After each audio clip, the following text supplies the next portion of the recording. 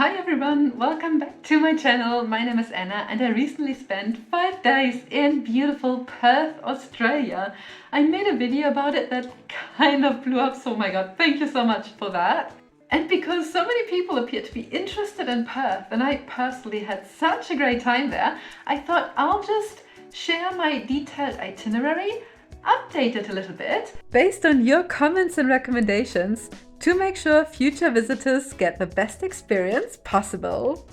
Let's start with how to get there. Probably most people will arrive by plane, and getting from the airport to Perth is super easy because there's a direct train which is $5 or $6, so super easy.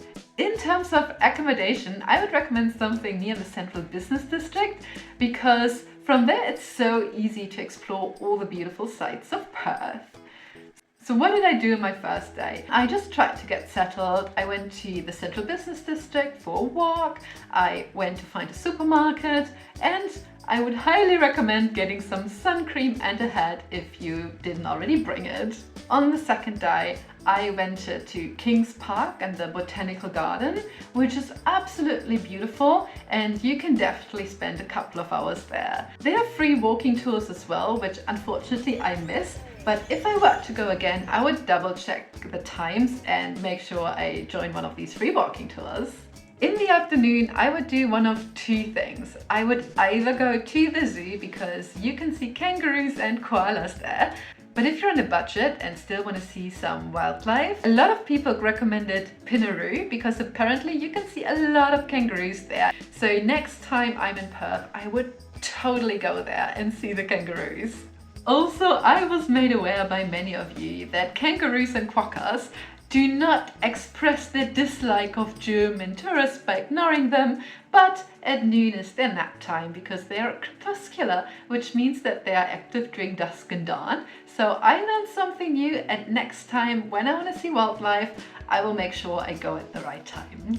Also, if you haven't done that already, I would make sure that I have booked my ferry for the following day, because that's the day I would go to Rottnest Island. I've been there on my last trip and it was probably one of the best days I had in a long time. It was awesome. The nature's stunning and I went for a very long walk. Next time I may decide to go by bicycle though, because even though walking around was incredible, I did see a lot of signs with snakes. So apparently there are some deadly snakes on the island, and sometimes walking around by myself, it was a little bit scary when I heard some noises in the bushes. So next time maybe I would go by bicycle so you can see even more of the island. But if you're on a budget, like me, walking is totally fine, and I had an incredible day there.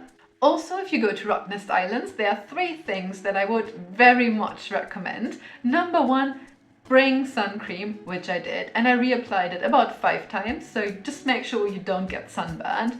Also, a lot of people recommended bringing a hat, and I think they're absolutely right. I wished I had had a hat. That's a very cool sentence. I wished I had had a hat. Yeah. And last but not least, if you're on the ferry and you want to see on the upper deck, which I would recommend, I would also recommend not sitting in the front row because you will get splashed by the water.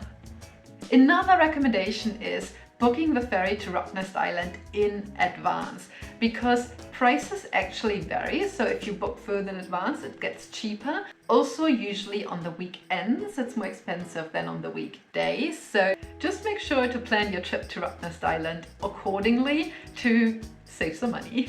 On day 4, I would visit Fremantle and the beaches. I've heard so many amazing things about them, and it was like really high up on my to visit list, and I didn't go because I wasn't feeling well one of the days. But next time, this is definitely the one thing that I really would have loved to do. And then it's already day 5, which may be your last day, even though I would recommend staying a bit longer because the place is so nice and there are probably a lot more things to do.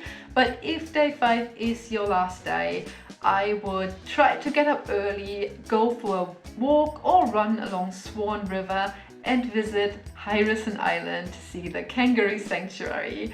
I did not see many kangaroos there, so you may or may not be lucky, but the nature is really beautiful and the view of the central business district is really nice. So Swan River and Heirisson Island is like a really cool thing to do in the morning and get some exercise before returning to the airport and flying back home.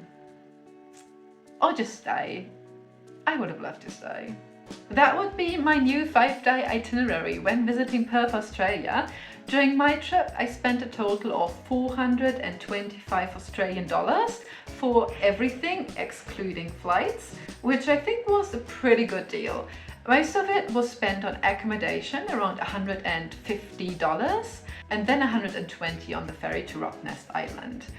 I also spent about $25 to $30 a day on miscellaneous things, coffee and food, and I'd say that's on the lower end because I basically never ate out and just got food from the supermarket. But if you have a larger budget, of course, try out one of the beautiful restaurants, especially along Swan River.